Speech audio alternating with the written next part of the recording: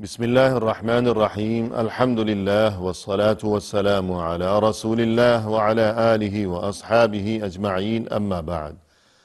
ناظرین کرام السلام علیکم ورحمۃ اللہ وبرکاتہ۔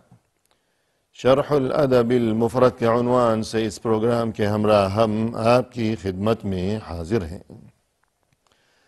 اور اس سے قبل گزشتہ ملاقات کے موقع پر امام بخاری رحمہ اللہ کی یہ کتاب کہ جس کا نام ہے الادب المفرد، اس کتاب میں باب نمبر 81 کے جس کا عنوان قائم فرمایا ہے امام بخاری رحمہ اللہ نے باب من مات له سقط، یعنی وہ انسان کہ جس کا حمل ضائع ہو گیا ہو، کہ بچہ اپنے تخلیقی مراحل کی تکمیل سے قبل ہی جو شکم مادر سے گر گیا ہو، اسقاط ہو گیا ہو، تو ظاہر ہے کہ انسان کے لیے یہ بہت ہی بڑے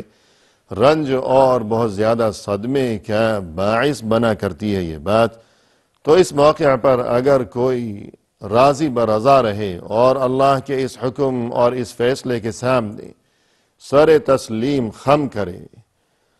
اور یہ کہ اللہ سے اجر و ثواب کی امید قائم کر لے اور صبر کا دامن تھامے رکھے، تو اس کے لیے جو عظیم اجر و ثواب کی خوشخبری ہے۔ تو اس سلسلے میں تذکرہ کیا گیا ہے اس باب میں، اور اس سے قبل ہم 152 اور 153 نمبر احادیث کا، جن میں سے ایک حدیث تھی اور ایک اثر تھا، وہ ہم گزشتہ نشست کے موقع پر آپ کے سامنے پڑھ چکے ہیں۔ آج کی اس ملاقات میں ناظرین کرام ہمارے سامنے یہ حدیث نمبر ہے 154،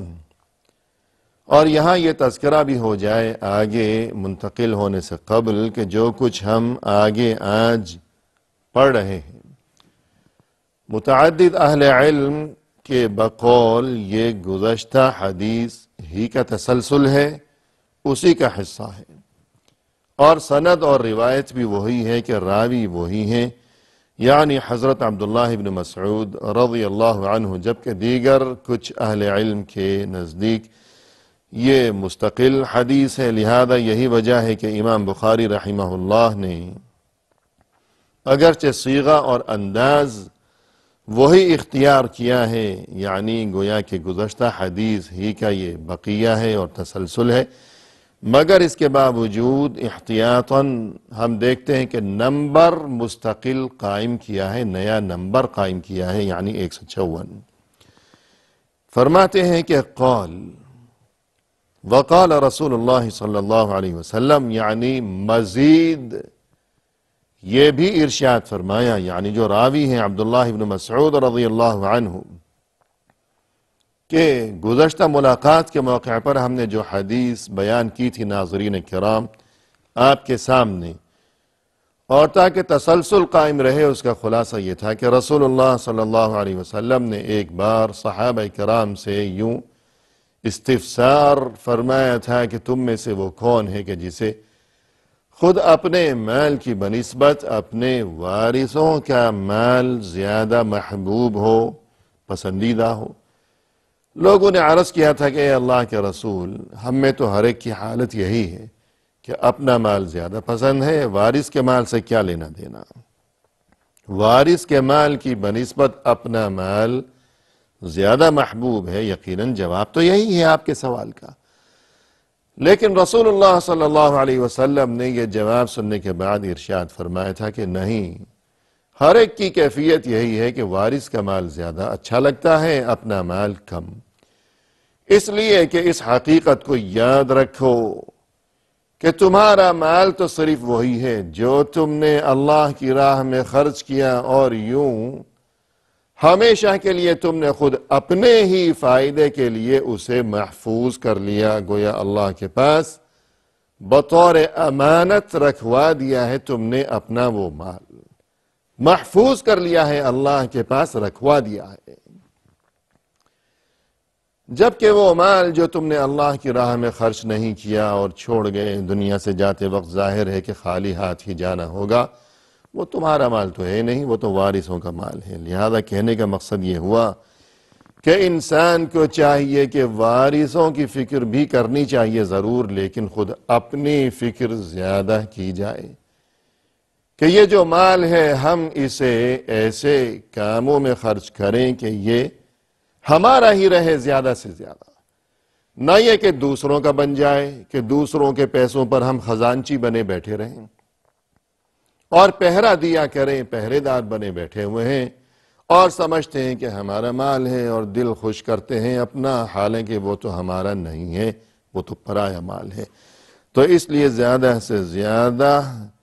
یہ اللہ کا دیا ہوا روپیہ پیسہ اللہ کی راہ میں خرچ کیا جائے تاکہ یہ ہمارا روپیہ پیسہ یہ ہمارا ہی رہے اور ہمیشہ کے لیے رہے، اس دنیا میں بھی ہمارا رہے، قبر میں چلے جانے کے بعد بھی ہمارا ہی رہے، کہ قبر میں صدقہ آئے گا اور انسان کو خدا نخواستہ اگر کسی تکلیف کا سامنا ہو اور انسان کو کسی گھبراہٹ کا سامنا ہو کہ کوئی عذاب اور کوئی پریشان کن اور خوفناک قسم کا منظر اگر اسے اپنی آنکھوں کے سامنے نظر آنے لگے کہ کوئی خوفناک چیز میری طرف بڑھ رہی ہے، تو ایسے میں وہ صدقہ آئے گا اور اس مصیبت کو ٹال دے گا، روک دے گا۔ اور اسی طرح حشر کے دن جب بہت زیادہ گرمی ہوگی، سورج آگ برسا رہا ہوگا سروں پر، تو انسان نے اللہ کی راہ میں اگر 1 درہم خرچ کیا ہے، روپیہ پیسہ خرچ کیا ہے، مال و دولت خرچ کیا ہوگا، تو یہ مال و دولت، یہ روپیہ پیسہ انسان کے سر پر آئے گا اور وہاں سایہ بن جائے گا، سایہ کرے گا،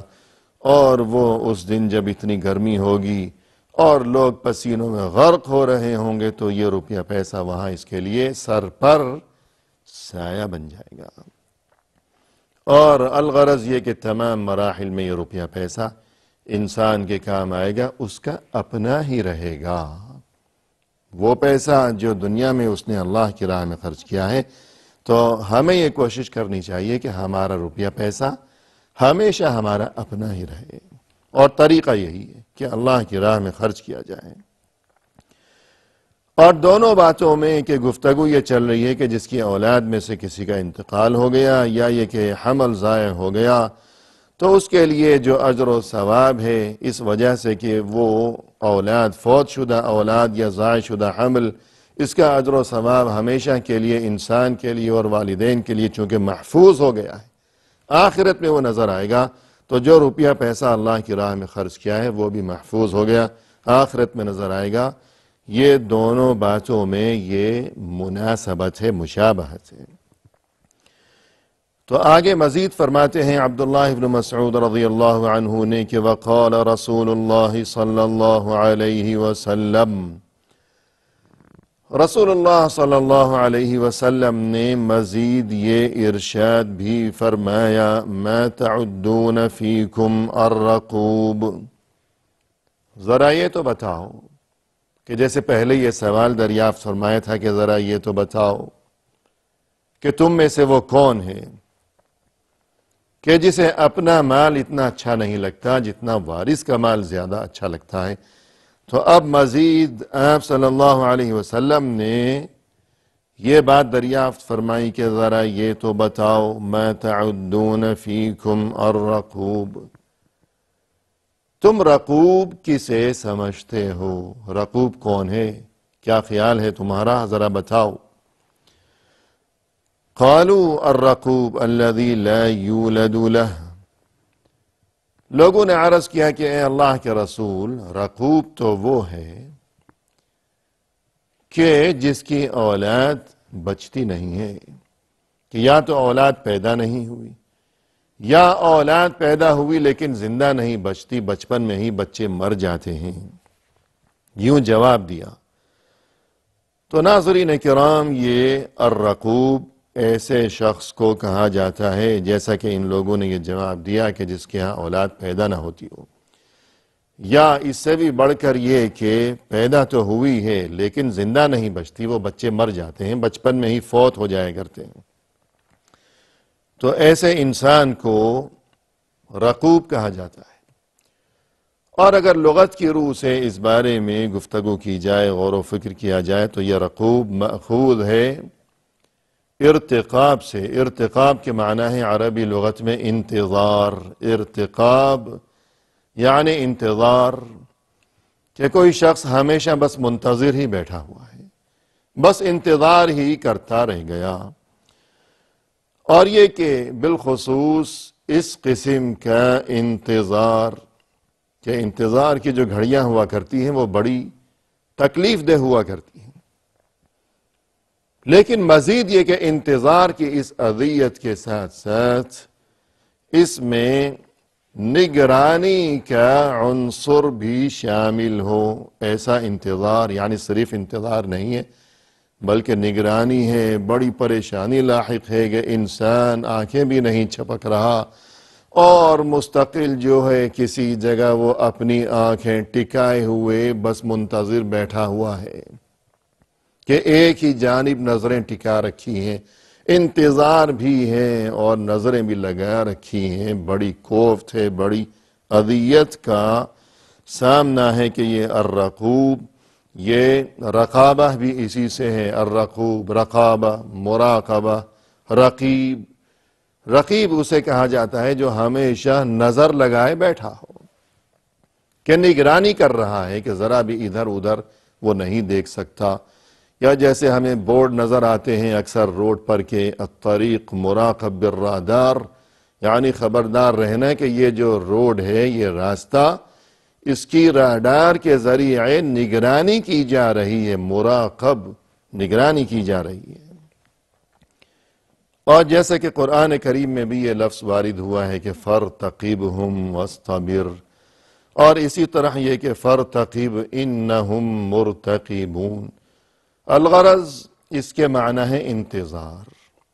اور ایسا انتظار جس میں نگرانی کا پہلو بھی شامل ہو۔ تو رقوب، جس کے بچے مر جاتے ہیں بیچارہ، کہ بچہ پیدا ہوا اور یہ کہ بچپن میں ہی فوت ہو گیا، اور بہت بڑا یہ صدمہ ہے کہ جو اسے اٹھانا پڑا،